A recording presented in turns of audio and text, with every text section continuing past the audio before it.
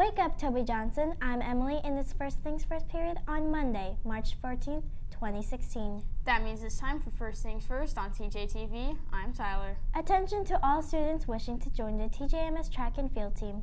All required forms will need to be turned in this week.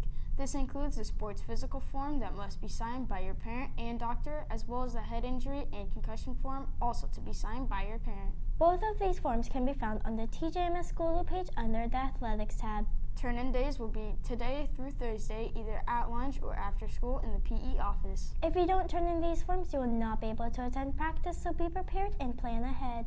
Practice will begin on Monday, March 28th, 3 o'clock to 4:30 p.m.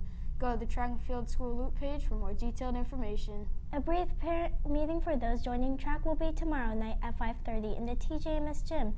Please have your parent or guardian attend. Now let's go to Catherine for today's TVIH.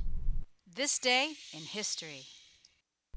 First on this day in 1879, Albert Einstein is born, the son of a Jewish electrical engineer in Ulm, Germany. Einstein's theory of general and special and general relativity drastically altered man's view of the universe, and his work in particle and quantum energy theory made possible quantum mechanics and ultimately the atomic bomb. Next on this day in 1950, the FBI institutes the 10 most wanted fugitives list in an effort to publicize particularly dangerous fugitives.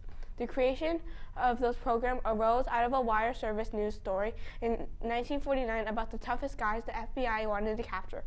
Finally, on this day in 1948, the comedian, actor Billy Crystal, who will become known for starring roles in such movies as When Harry Met Sally and City in Long Beach, California.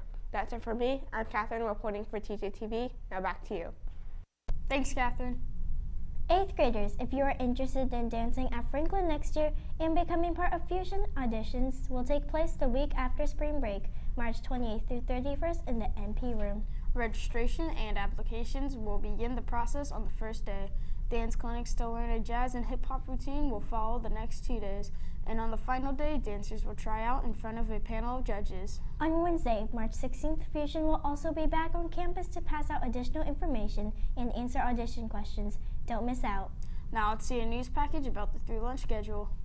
At Toby Johnson Middle School, there is 1,352 students. That means there are approximately 675 students at lunch during each of our 2 lunches. Sometimes these crowded conditions lead to students waiting in line most of their lunch, not finding a place to sit, and student interactions leading to disciplinary consequences. For these reasons, our school decided to test out a 3-lunch schedule. We're going to go to a 2-week 3-lunch schedule.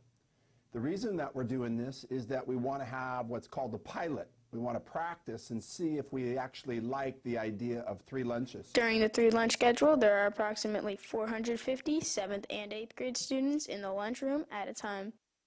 However, reviews weren't all negative. While the reactions about the 3-lunch schedule trial were varied, you can't argue with the fact that more students were able to eat with less stress during the trial. I think the benefits are that there are less people out at lunchtime, and so students have a little bit more opportunity to get up to and get their food on time. For the 7th graders, the ones with middle lunch get to eat a little earlier than the late lunch, which is good for them. So. Reporting for TJTV, I'm Tyler Dunning. The positive feedback of the 3-lunch schedule was equal to the negative feedback. Time will tell if our school decides to do the 3-lunch schedule. That's it for today's show. We hope you've enjoyed this episode of First Things First on TJTV. I'm Emily. Have a great first day of Term 4. And I'm Tyler. It's National Pi Day. How many pi digits do you know? 3.14. 159.